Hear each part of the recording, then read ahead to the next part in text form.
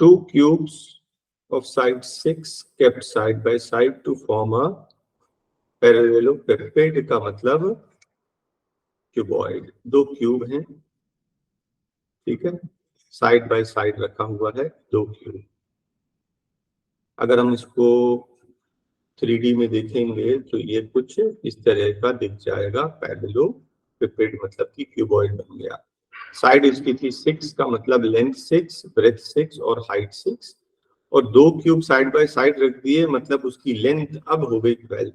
बस याद रखना लेंथ हो जाएगी 12, ब्रेथ 6, हाइट 6। हमें फाइंड करना उसका whole surface area. Whole surface area cuboid का होता है AB plus BC plus CA whole twice. बस इतना ही याद रखना, ठीक है। तो AB मतलब 12 6 72 प्लस BC मतलब इसको ABC भी बोल सकते हैं, है ना। BC मतलब 6 6 36 और CA मतलब 12 6 72। इन सबको ऐड करके इंटू 2 करेंगे, हमारा आंसर आ जाएगा, ठीक है। तो आंसर आपका आ गया।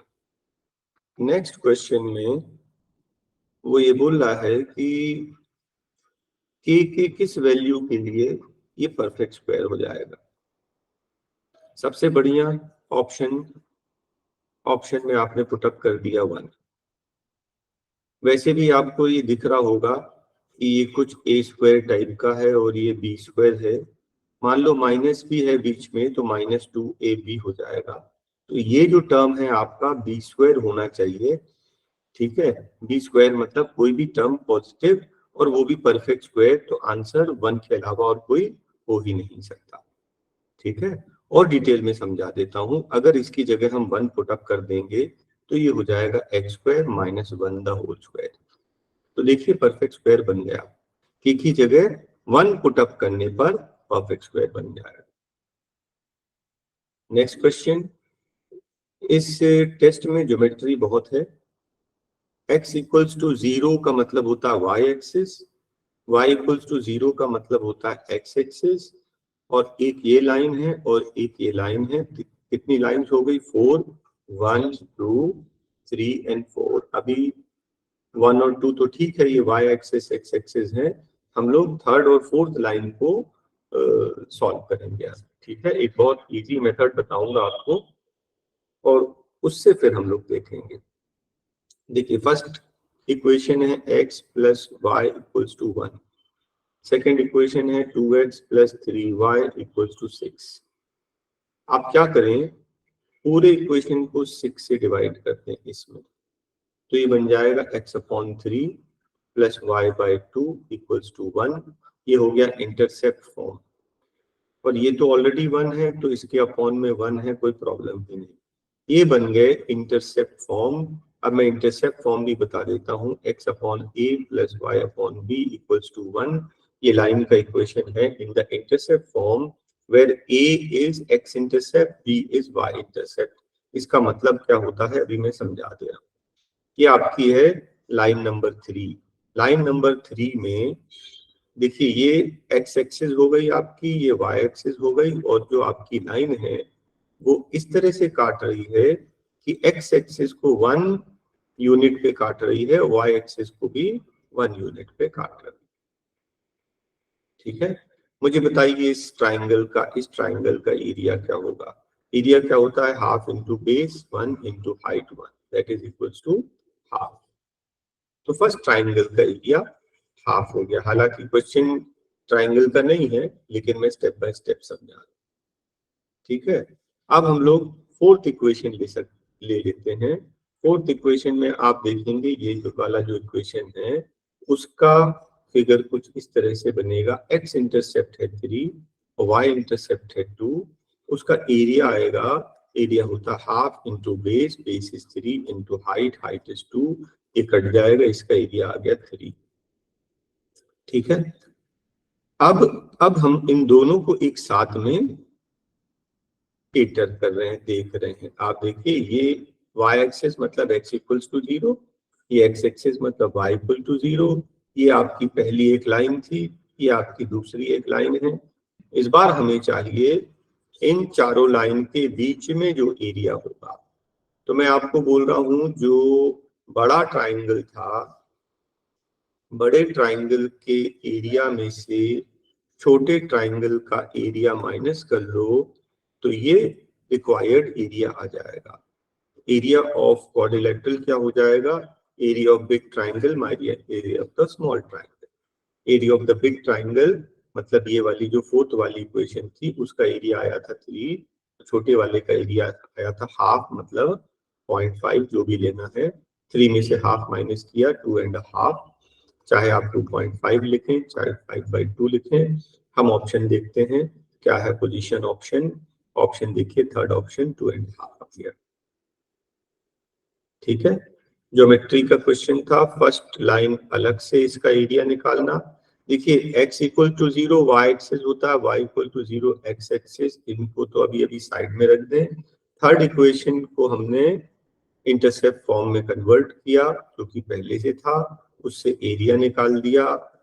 फिर हमने फोर्थ लाइन ली, उसको भी इंटरसेप्ट फॉर्म में किया और उसका भी एरिया आ गया। ठीक है, फिर हमने क्या किया, क्वाड्रिलेटरल का एरिया, बड़े ट्राइंगल का एरिया माइनस छोटे ट्राइंगल का एरिया। चलिए next question number 29। X cube plus 1/x³ का वैल्यू गिवन है और आपको निकालना है x प्लस 1/x की पावर 4। ठीक है, क्या करेंगे, x³ को x में रिड्यूस करेंगे, फिर उसके बाद स्क्वायर का स्क्वायर करेंगे। देखिए कैसे, हम लोग x plus 1/x the whole cube करते हैं। क्यों करते हैं? क्योंकि क्यूब का वैल्यू गिवन है। a plus b the whole cube, ये होता है a³ plus b³ plus 3ab a plus b। तो इसमें आप देखेंगे इसका वैल्यू कितना दिया है, इसका वैल्यू तो 0 दिया है, ये 3 x भी कट गया है ना। तो ये x plus 1/x the whole cube is equals to 3 times x plus 1/x। आप x प्लस 1/x एक बार काट देंगे तो ये बचेगा x plus 1/x whole square equals to 3, और हमें चाहिए पावर 4। आप दोनों साइड स्क्वायर करोगे, इस इक्वेशन को दोनों साइड स्क्वायर करोगे तो x प्लस 1/x की पावर 4 मिलेगी और ये 3 का स्क्वायर 9 आपका आंसर आ गया। नेक्स्ट क्वेश्चन देखते हैं।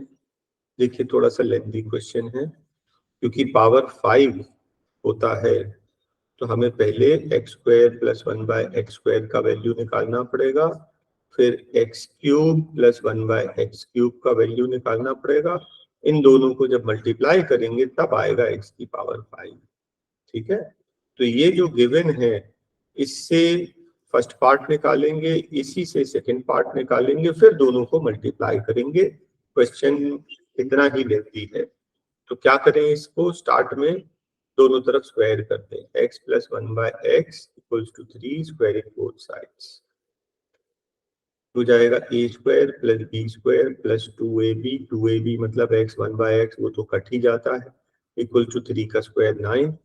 ये +2 है, +2 वहां जाकर -2 हो जाएगा। तो आपका फर्स्ट पार्ट का आंसर x² प्लस 1/x² का आंसर आ गया 7। तो ये आपका फर्स्ट पार्ट का आंसर आ गया। इसी तरह से x plus 1/x equals to 3 को दोनों साइड क्यूब कर लेंगे। दोनों साइड क्यूब करने पर ये आएगा सेकंड वाले पार्ट का आंसर। हाँ, a³ plus b³ plus 3ab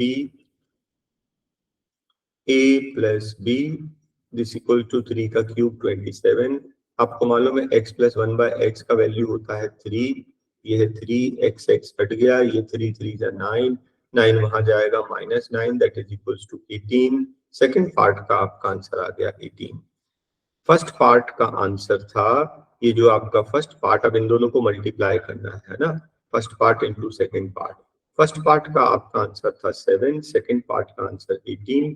18 into 7 multiply कर दीजिए, आपका आंसर आ जाएगा। रुकिए जरा, अभी आंसर डायरेक्ट नहीं आएगा। क्यों नहीं आएगा देखिए, मैं बता रहा हूँ। तो एक्स स्क्वायर प्लस 1/x² निकाला आपने और x³ प्लस 1/x³ निकाला आपने, तो इन दोनों को मल्टीप्लाई करने पर 7 × 18, लेकिन ये फाइनल आंसर नहीं है, अभी इसको मल्टीप्लाई करेंगे। इन दोनों को मल्टीप्लाई करने पर x की पावर 5 आएगी, इन दोनों को मल्टीप्लाई करने पर आएगा 1/x, इनको मल्टीप्लाई करोगे तो आएगा x, और इनको मल्टीप्लाई करोगे आएगा 1/x की पावर 5। ये 4 टर्म्स आ रहे हैं मल्टीप्लाई करने पर, ठीक है। अब ये देखिए 18 7 जा कितना होता है 126, 126। अब यहाँ देखिए ये बचा, क्योंकि ये इसका वैल्यू तो चाहिए नहीं, हमें चाहिए x की पावर 5 प्लस 1/x की पावर 5। ये x प्लस 1/x जिसका वैल्यू गिवन था 3, इसका वैल्यू गिवन था 3, तो इसका वैल्यू है 3, ये 3 यहाँ जाकर माइनस हो जाएगा, तो फाइनल आंसर आपका 123 आ जाएगा। इतनी वर्किंग आपको करनी पड़ेगी, ठीक है। फर्स्ट पार्ट में x² प्लस 1/x² निकालिए, सेकेंड पार्ट में x³ प्लस 1/x³ निकालिए। उनको मल्टीप्लाई करने पर डायरेक्ट आंसर नहीं आएगा, क्योंकि ये भी बाइनोमियल है ना। मल्टीप्लाई करोगे 4 टर्म्स मिलेंगे, हमें सिर्फ एक पार्ट चाहिए, इसका वैल्यू पुट अप करके ट्रांसपोज कर देना। नेक्स्ट क्वेश्चन में बोलता मैक्सिमम वैल्यू, इसकी मैक्सिमम वैल्यू, एक आपको आइडिया दे रहा हूं, अगर ये सारे वैल्यूज इक्वल हों, ठीक है, मान लीजिए ये सारे वैल्यूज इक्वल हैं, x समझ लो ये 4x इक्वल्स टू 1, तो x का वैल्यू 1/4, तो a b c d ये सभी जो हैं अगर बराबर हैं, इसका मतलब इन सबका वैल्यू 1/4 है। तो a प्लस 1 मतलब 1 प्लस 1/4 5/4, इसका भी 5/4 5/4 5/4, तो कितने बार हो जाएगा, इसकी पावर 4, आपका आंसर आ गया। याद रखना इन सबको इक्वल करके जो वैल्यू निकालोगे वही, उससे ही मैक्सिमम वैल्यू आएगी, और कोई दूसरी वैल्यू से मैक्सिमम नहीं आने वाली, ठीक है, ध्यान रखना इसको बस। Chord of a circle is equal to radius, देखिए ज्योमेट्री आ गई, ये जो कॉर्ड है वो रेडियस के बराबर है, इसका मतलब कि ये इक्विलैटरल ट्रायंगल है। अब आगे बोलता है angle subtended by the chord on the circumference, circumference पर एंगल कितना बनेगा वो ये पूछ रहा है। आपको एक थ्योरम याद होगा कि central angle is twice the inscribed angle, और inscribed angle is half the central angle. Inscribed मतलब जो सरकमफ्रेंस पर बनता है उसको इंस्क्राइब्ड एंगल बोलते हैं, जो सेंटर पर बनता है उसको बोलते हैं सेंट्रल एंगल। तो सेंट्रल एंगल हमेशा डबल होता है, इंस्क्राइब्ड हमेशा हाफ होता है, तो 60 का हाफ यहाँ पर 30 बनेगा अकॉर्डिंग टू द थ्योरम, बस खत्म। Next question, angles external bisector two, angle between external bisectors of two angles. देखिए प्रॉब्लम ये है कि फिगर ही समझ में नहीं आता अच्छे से। ये एंगल बी, ये एंगल सी, ये बी का एक्सटर्नल, एंगल सी का एक्सटर्नल, इन दोनों के एक्सटर्नल बाइसेक्टर्स के बीच का angle between the external bisectors is 60 degree, ये दिया है, और हमें चाहिए थर्ड एंगल मतलब एंगल ए। आपको अगर नहीं मालूम तो एक डायरेक्ट इसका सलूशन बता दूं, तो ये याद रखना जो BOC है वो होता है 90 माइनस a/2, तो BOC कितना है 60 इक्वल्स टू 90 माइनस a/2। आप a/2 को यहाँ ले लें तो 60 वहां जाकर माइनस हो जाएगा, बचेगा 30, a/2 30, a इक्वल्स टू 60 का आंसर आ गया, ठीक है, ये याद रखना। हाँ, BOC होता है 90 माइनस a/2।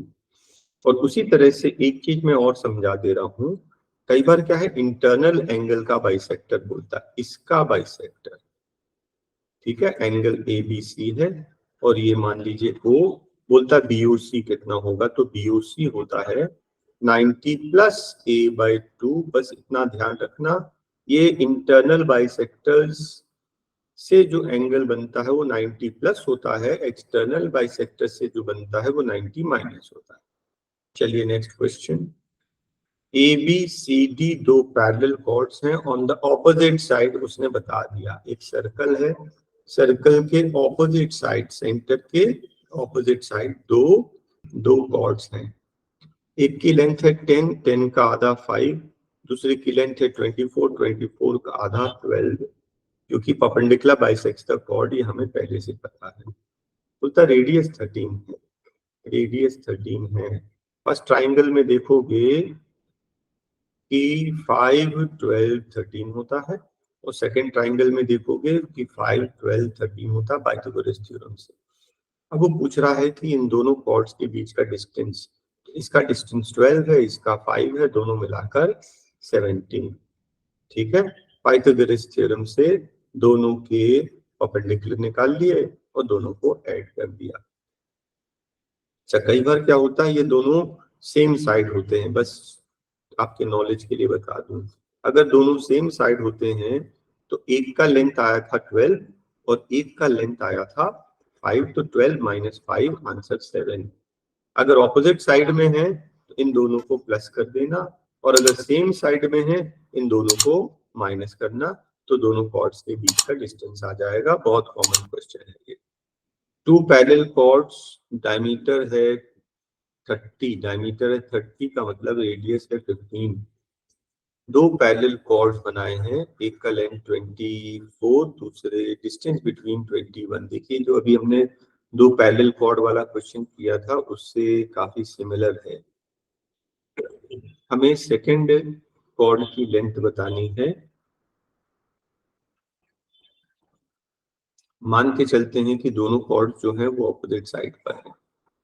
ये आपका सेंटर हो गया। पहली कॉर्ड जो है वो है length of one card is 24, उसका आधा 12, और बोल रहा है कि रेडियस है 15। अगर रेडियस 15 है तो 3 के टेबल में आ रहा है 3 3 जा 3 4 जा 3 5 जा, इसका मतलब पाइथागोरस थ्योरम से ये आ जाएगा 9। अगर ये 9 आ गया तो दोनों कॉर्ड के बीच का डिस्टेंस 21 है, 21 में से 9 माइनस करोगे तो आएगा 12। इसका मतलब जो सेकंड कॉर्ड है वो 12 डिस्टेंस पर है, तभी तो दोनों के बीच का 21 आएगा। ठीक है, अब रेडियस तो 15 है, रेडियस 15 है तो पाइथागोरस थ्योरम से ये 9 आएगा। अगर ये 9 आएगा तो पूरी कॉर्ड हो जाएगी 9 2 जा 18। ये आपका आंसर आ गया। ठीक है, प्रीवियस क्वेश्चन के जैसा ही था, थोड़ा सा चेंज करके इनने दिया है।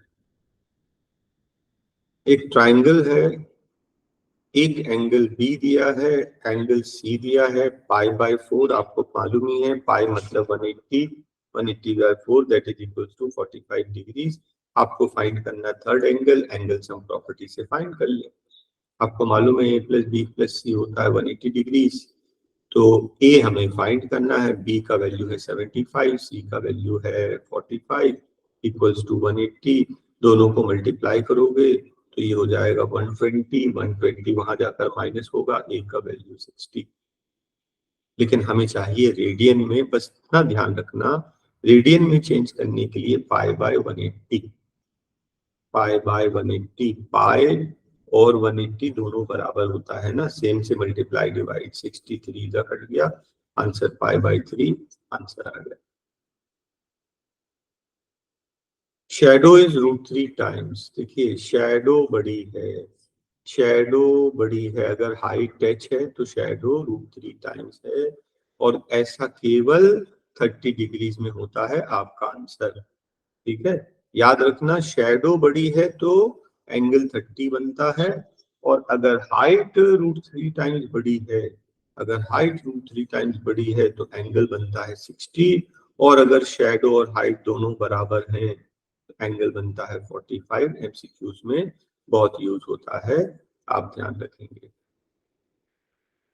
tan 7 थीटा तो ठीक है, ये tan 2 थीटा को मैं यहाँ ट्रांसपोज कर दूं तो यहाँ का tan 2 थीटा डिनोमिनेटर में आ जाएगा, और tan का रेसिप्रोकल होता है cot, तो ये बन जाएगा cot 2 थीटा। और आपने देखा tan और cot बराबर है। जब भी tan और cot बराबर होता है तो ये होते हैं complementary angle. 7 theta plus 2 theta equals to 90। ठीक है, तो 9 theta equals to 90, theta equals to 10। अगर थीटा 10 है तो 3 थीटा हो जाएगा 30, और 10 30 होता है 1/√3। आपका आंसर आ गया। ठीक है, सबसे इंपॉर्टेंट चीज मैं यहाँ पर आपको बता रहा हूं, जब भी साइन कॉस इक्वल हो जाए, जब भी साइन कॉस इक्वल हो जाए, टेन और कॉट इक्वल हो जाए, और सेक एंगल कोसेक इक्वल हो जाए, आप समझ जाना ये जो दो एंगल्स हैं ये कैसे हैं, कॉम्प्लीमेंट्री। इनका सम 90, तो ये जो एंगल्स हैं इनका सम 90 करके थीटा का वैल्यू निकलेगा। थीटा का वैल्यू पुट अप करके आगे सॉल्व हो जाएगा। बहुत बढ़िया क्वेश्चन है ये। 10 का वैल्यू दिया है आपको, बाकी पूरा फाइंड करने के लिए बोला है। आपको पता ही होगा 10 क्या होता है, साइन बाय कॉस। तो सबसे इजी मेथड होगा, मैं पूरे इक्वेशन को कॉस से डिवाइड कर दूं। सभी को कॉस से डिवाइड कर दूं। तो आप ध्यान से देखना, ये 8 तो ठीक है, साइन बाय कॉस मतलब 10 बन गया, 10 का value 2 plus 5, cos cos cut गया, आंसर 5। ठीक है, तो 8 2 जा 16, 16 प्लस 5, आंसर 21। न्यूमरेटर सॉल्व हो गया। अब हम डिनोमिनेटर की बात करते हैं। ये एक साइन स्क्वायर अलग कर लो और इसको 10 बना लो, तो ये हो गया 2 साइन स्क्वायर। ये है 2 साइन स्क्वायर, और एक कॉस कट जाएगा, ये बचेगा 2 कॉस स्क्वायर, और यहाँ पर +3। आप इन दोनों में से 2 को कॉमन निकाल लेना। 2 को कॉमन निकालेंगे तो sine square plus cos square +3। आपको पता ही है कि sign square plus cos square 1 होता है। 2 1 जा 2, 2 + 3 5, 21/5 आपका आंसर आ गया। ठीक है, नेक्स्ट क्वेश्चन देखिए। इसमें 7 साइन स्क्वायर को क्या करो, 4 sine square plus 3 sine square, और हमने 7 को 4 + 3 में तोड़ दिया, प्लस ये 3 कॉस स्क्वायर इक्वल्स टू 4 है। ऐसा क्यों तोड़ रहे हैं, यहाँ पे कोई आइडेंटिटी लग जाएगी। 4 sine square plus 3 common, sine square plus cos square, जिसका वैल्यू होता है 1 equals to 4। 4 sine square equals to 4, ये 3 था, 3 1 जा 3, यहाँ जाकर माइनस हो जाएगा, तो इसका वैल्यू 1। तो sine square equals to 1/4, sine equals to 1/2, है ना। तो ऐसा एंगल जिसका वैल्यू 1/2 होता है वो होता है 30। तो थीटा का वैल्यू आ गया 30। ठीक है, ये वैल्यू आया हमारा थीटा का 30, लेकिन इसमें रेडियन में चाहिए, तो हम क्या करेंगे, π/180 करेंगे। ये कटेगा 6 बार, π/6 हमारा आंसर आ गया। देखिए यहाँ पर DI है, year in which production reached maximum. तो ये ग्राफ से सीधा सीधा दिख रहा है कि ये 99 है। Percentage increase from 97 to 98। 97 से 98, 97 में 500 था, 98 में 1000 हो गया। तो इंक्रीज कितना है, 100% इंक्रीज। डबल हो गया ना, डबल का मतलब होता 100% इंक्रीज। बोलता था year in which percent decrease in the previous year is 13/1/3। किस ईयर में, सब आपको सारे ऑप्शन एक एक करके चेक करने पड़ेंगे। मैं आपको थर्ड ऑप्शन चेक करके बता देता हूँ। 99 से 2000 देखते हैं। 99 से 2000 में 1500 से 1300 हो गया, है ना। 1500 से 1300 हो गया, मतलब कितना डिक्रीज हुआ, 200 डिक्रीज हुआ। इससे कम करते हैं प्रीवियस से, परसेंट चाहिए इंटू 100। ठीक है, तो 2 0 वैसे ही कट चुके हैं। ये बचा 200 और काट दो, 5 3 और 5 40 ऑप्शन से चेक कर लेंगे। देखिए हमारा 13/3 आंसर आ गया, बिल्कुल ठीक है ये। तो सारे ऑप्शन एक एक करके चेक करने पड़ेंगे, जिससे 13/3 मतलब 40/3 आ जाए, वो आपका आंसर हो जाएगा। 45 में पूछ रहा प्रोडक्शन, टोटल प्रोडक्शन 95 से 98 के बीच में आप ऐड कर लेंगे, बस इसमें कुछ स्पेशल नहीं है। नेक्स्ट क्वेश्चन, ये पाई चार्ट है।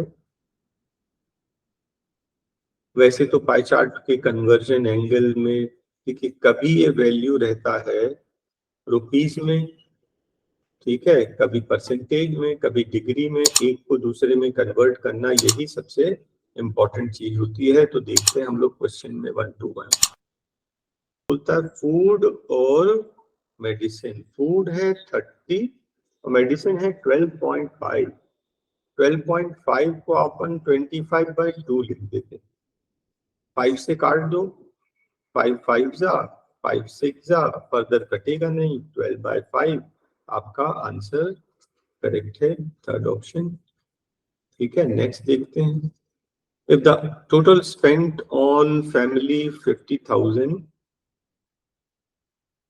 Spent on buying clothes, buying clothes कितना था 12.5%। 12.5% होता मालूम कितना 1/8, 12.5% होता 1/8। आप इसको 8 से डिवाइड कर दें, आपका आंसर आ जाएगा, बस खत्म। Next question, if the total amount was 35 spent on for study of the amounts is study of children and food together, ठीक है, यहाँ पर शायद टाइपिंग मिस्टेक हो गया, children and food together, children 25 और food 30, 25 30 55%, आप इसका 55% निकाल लीजिए, बस खत्म। ठीक है, 55% ऑफ 35,000 आपका आंसर आ जाएगा, और कुछ स्पेशल नहीं है।